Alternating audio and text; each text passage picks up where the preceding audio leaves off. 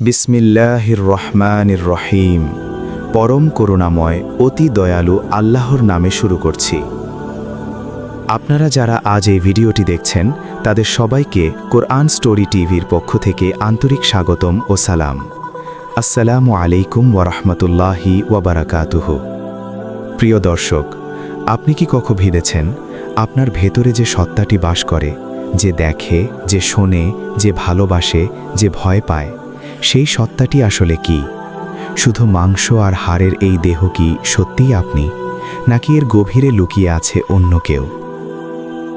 সেই অদৃশ্য, অজানা, রহস্যময় সত্তার নাম রূহ, আত্মা। আজ আমরা যাত্রা করব সেই রূহের জগতে।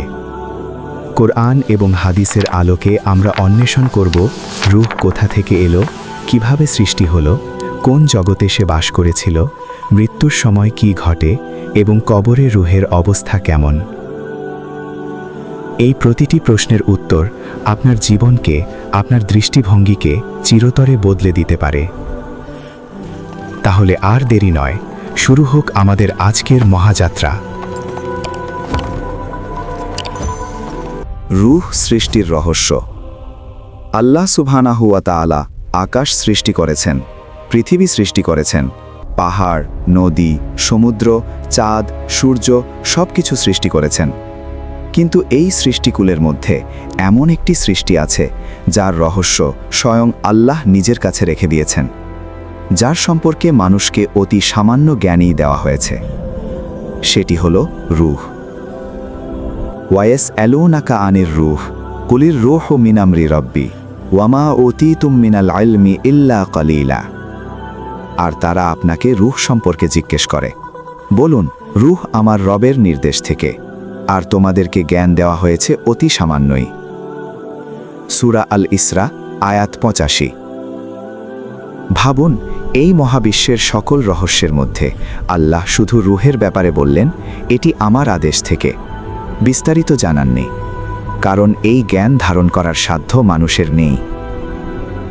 রূহ কিভাবে সৃষ্টি হলো? আল্লাহ তাআলা আদম আলাইহিসসালামকে সৃষ্টি করলেন মাটি থেকে। মাটি নিলেন, রূপ দিলেন, কিন্তু সেটি ছিল কেবল একটি মূর্তি, প্রাণহীন। তারপর সেই মহাক্ষণে আল্লাহ তাতে ফুঁকে দিলেন রূহ। ফাইযা সাওয়াইতুহু ওয়া নাফাখতু ফীহি মির রূহি ফাকাউ লাহু সাজিদিন। অতঃপর যখন আমি তাকে সুঠাম করব এবং তাতে আমার রূহ থেকে ফুঁকে দেব, তখন তোমরা তার সামনে সিজদায় পড়ে যাও। সূরা আল হিজর, আয়াত 29। লক্ষ্য করুন, আল্লাহ বললেন আমার রূহ থেকে। এটি সম্মানের ইশারা। এর অর্থ এই নয় যে রূহ আল্লাহর অংশ, বরং এটি বলা হয়েছে সম্মান ও মর্যাদা বোঝাতে, যেভাবে বলা হয় আল্লাহর ঘর কাবাকে। রূহ ফুঁকে দেওয়ার সাথে সাথে আদম আলাইহিসসালামের দেহে প্রাণ সঞ্চারিত হল। তিনি দেখলেন, শুনলেন, অনুভব করলেন, আর সেই মুহূর্তে তিনি হয়ে উঠলেন আশরাফুল মাখলুকাত, সৃষ্টির শ্রেষ্ঠ। রূহের বৈশিষ্ট্য যা আমরা জানি। ইসলামী স্কলারগণ এবং কুরআন হাদিসের আলোকে রূহ সম্পর্কে কিছু তথ্য পাওয়া যায়। প্রথম, রূহ অদৃশ্য, চোখে দেখা যায় না, হাতে স্পর্শ করা যায় না, কিন্তু এর উপস্থিতি প্রতিটি মুহূর্তে অনুভব করা যায়। দ্বিতীয়, রূহ ক্লান্ত হয় না, বৃদ্ধ হয় না। দেহ যখন বুড়িয়ে যায়, রূহ তখনও সতেজ। তৃতীয়, রূহ মৃত্যুর পরেও টিকে থাকে। দেহ মাটিতে মিশে যায়, কিন্তু রূহ বেঁচে থাকে। চতুর্থ, রূহের একটি জগৎ আছে, আলামে আরওয়াহ, যেখানে সে ছিল এই পৃথিবীতে আসার আগে। সেই জগতের কথাই এখন আমরা জানব। আলামে আরওয়াহ, আত্মার জগৎ। এই পৃথিবীতে জন্মানোর আগে আপনি কোথায় ছিলেন? অনেকে এই প্রশ্নের উত্তর দিতে পারেন না, কিন্তু ইসলাম দেয়। আল্লাহ কোরআনে জানিয়েছেন, প্রতিটি রূহকে পৃথিবীতে পাঠানোর আগে একটি জগতে একত্রিত করা হয়েছিল। সেই জগতের নাম আলামে আরওয়াহ, আত্মার জগৎ। মিসাক, আল্লাহর সাথে চুক্তি। সেই জগতে এমন একটি মহা মুহূর্ত ছিল যা প্রতিটি মানুষের জীবনের সবচেয়ে গুরুত্বপূর্ণ মুহূর্ত, যদিও আমরা তা মনে রাখিনি। وإذ أخذ ربك من بني آدم من ظهورهم ذريتهم وأشهدهم على أنفسهم ألست بربكم قالوا بلى شهدنا স্মরণ করো যখন তোমার রব বনি আদমের পৃষ্ঠ থেকে তাদের সন্তানদের বের করলেন এবং তাদেরকেই সাক্ষী বানালেন নিজেদের সম্পর্কে আমি কি তোমাদের রব নই তারা বলল হ্যাঁ আমরা সাক্ষ্য দিলাম সূরা আল আরাফ আয়াত 172 ভাবুন একবার আলামে আরওয়াহে যখন আল্লাহ জিজ্ঞেস করলেন আমি কি তোমাদের রব সেই মুহূর্তে আপনার রূহও সেখানে ছিল সেও বলেছিল বালা হ্যাঁ অবশ্যই তুমি আমার রব এই চুক্তিকে বলা হয় মিসাক আর সেই মিসাকের স্মৃতি আমাদের ভুলিয়ে দেওয়া হয়েছে কারণ এটাই পরীক্ষা এই পৃথিবীতে এসে সব ভুলে গিয়ে আবার খুঁজে নিতে হবে সেই রবকে রূহের অবস্থান ও পরিচিতি হাদিস শরীফে এসেছে আল্লাহ রূহগুলো সৃষ্টি করেছেন এবং সেগুলোকে একত্রিত করেছিলেন সেখানে রূহগুলো একে অপরকে চিনত যারা সেই জগতে কাছাকাছি ছিল তারা এই পৃথিবীতেও পরিচিত হয় রাসূলুল্লাহ সাল্লাল্লাহু আলাইহি ওয়াসাল্লাম বলেছেন আল আরওয়াহু জুনুদুন মুজান্নাদাতুন ফামা তাআরাফা মিনহা ইখতালাফা ওয়ামা তানাকারা মিনহা ইখতালাফা রূহগুলো হলো সৈন্যবাহিনীর মতো যারা সেখানে পরিচিত ছিল তারা এখানেও মিলে যায় আর যারা পরিচিত ছিল না তারা এখানেও দূরত্ব অনুভব করে সহিহ মুসলিম কখনো কি হয়েছে কাউকে প্রথমবার দেখলেই মনে হচ্ছে চেনা কারো সাথে প্রথম দিনেই গভীর বন্ধুত্ব জমে যাচ্ছে এটি কোনো কাকতালীয় নয় হয়তো সেই রূহ দুটির পরিচয় ছিল আলামে আরওয়াহতে দেহে কখন রূহ দেহে প্রবেশ করে মায়ের গর্ভে সন্তান 4 মাস পর পরিপূর্ণ হলে একজন ফেরেশতা নির্দেশ পান তিনি সেই শিশুর দেহে রূহ ফুঁকে দেন রাসূলুল্লাহ সাল্লাল্লাহু আলাইহি ওয়াসাল্লাম বলেছেন ইন্না আহাদাকুম ইউজমাউ খালকুহু ফি বাতনি উম্মিহি 40 ইয়াওমান নুতফাতান সুম্মা ইয়াকুনু আলাকাতান মিসলা দালিকা সুম্মা ইয়াকুনু মুযগাতান মিসলা দালিকা সুম্মা ইউরসালু ইলাইহিল মালাকু ফায়ানফুখু ফীহির রূহা তোমাদের প্রত্যেকের সৃষ্টি মায়ের পেটে 40 দিন নুতফা হিসেবে একত্রিত হয় তারপর 40 দিন আলাকা তারপর 40 দিন মুযগা তারপর তার কাছে ফেরেশতা পাঠানো হয় যে তাতে রূহ ফুঁকে দেয় সহিহ বুখারী ও মুসলিম রূহ দেহে প্রবেশের সাথে সাথে সেই শিশু শুধু জীবিত হয় না তার জন্য ভাগ্যলিপিও লেখা হয়ে যায় রিজিক আমল মৃত্যু সবকিছু সেই মুহূর্ত থেকে শুরু হয় পৃথিবীর পরীক্ষা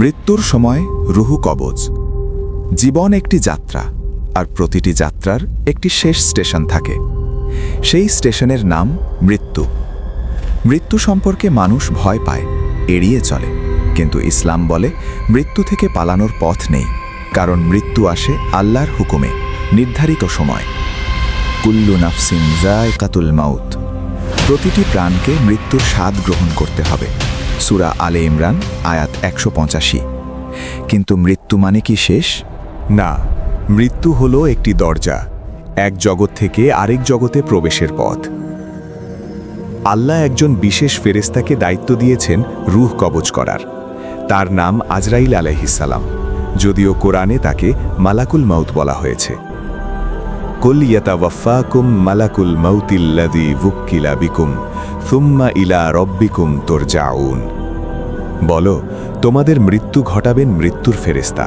যাকে তোমাদের উপর নিযুক্ত করা হয়েছে তারপর তোমাদের রবের কাছে ফিরিয়ে নেওয়া হবে সূরা আস-সাজদা আয়াত 11 তিনি আসেন নির্ধারিত সময়ে একটি মুহূর্তও আগে নয় একটি মুহূর্তও পরে নয় মৃত্যুর প্রক্রিয়া সবার জন্য এক নয় যে ঈমান ও আমলের সাথে জীবন কাটিয়েছে তার রূহ কবজের মুহূর্ত অন্য রকম হাদিসে এসেছে মুমিন বান্দার কাছে মালাকুল মাউত আসেন সাথে থাকেন অসংখ্য ফেরেশতা তারা আসেন সাদা রেশমি কাফনে জান্নাতের সুগন্ধ নিয়ে মুমিনের রূহ তখন আনন্দিত হয় দেহ থেকে বেরিয়ে আসতে চায় রূহ বেরিয়ে আসে যেন পানির পাত্র থেকে পানি পড়ে যায় সহজ শান্তিপূর্ণ সেই রুহকে নিয়ে ফেরেশতারা আকাশের দিকে যাত্রা করেন। পথে প্রতিটি আকাশে ফেরেশতারা জিজ্ঞেস করেন, এই পবিত্র রুহ কার? বলা হয় অমুকের পুত্র অমুকের, এবং প্রতিটি আকাশের দরজা খুলে যায়।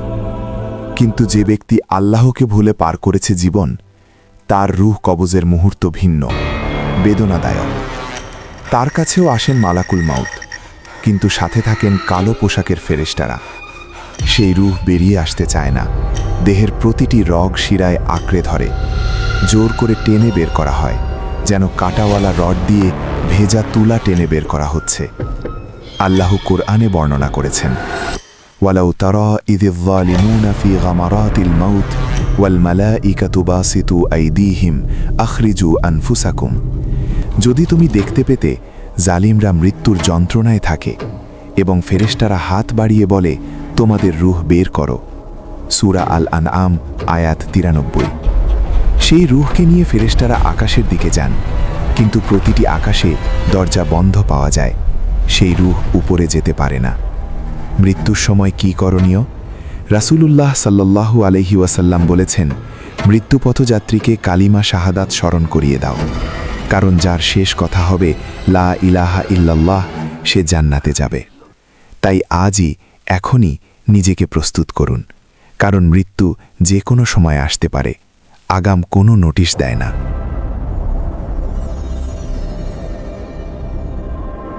কবরের রুহের অবস্থা।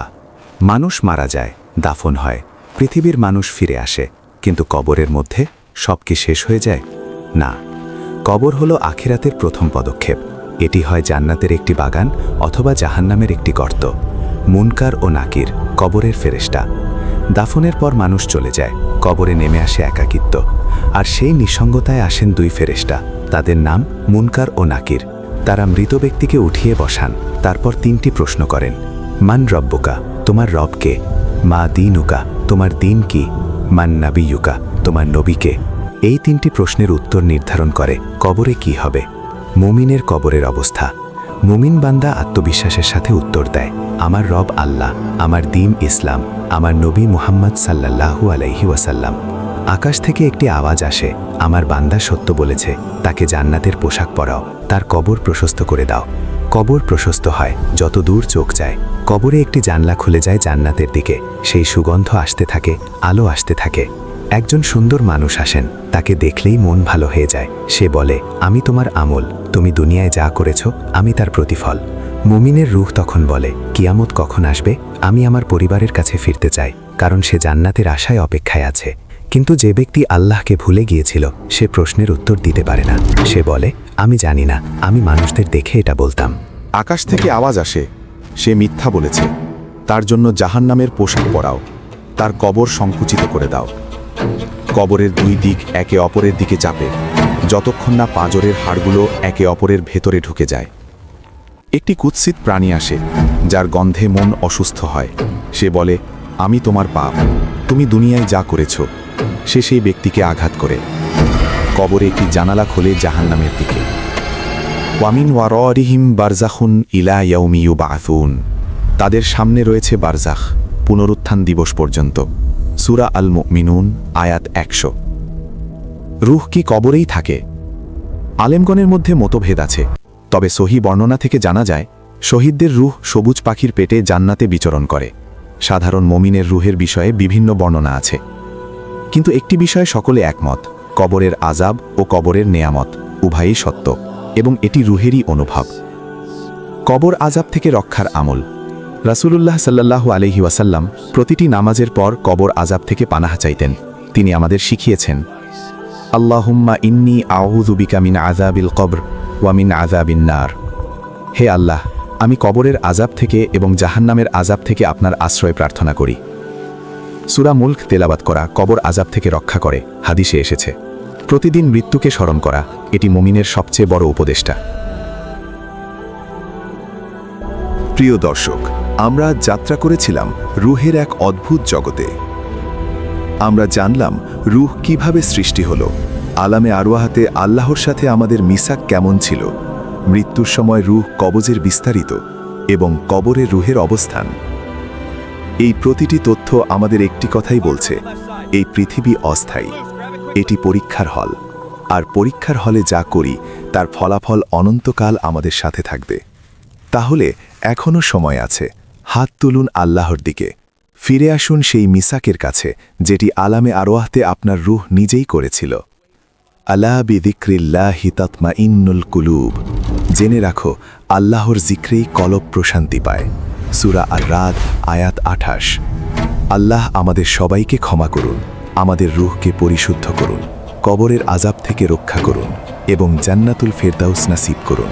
আমিন। প্রিয় দর্শক, যদি এই ভিডিওটি আপনার হৃদয় ছুঁয়ে গিয়ে থাকে তাহলে আজই এটি শেয়ার করুন। হয়তো আপনার একটি শেয়ারে কারো জীবন বদলে যেতে পারে।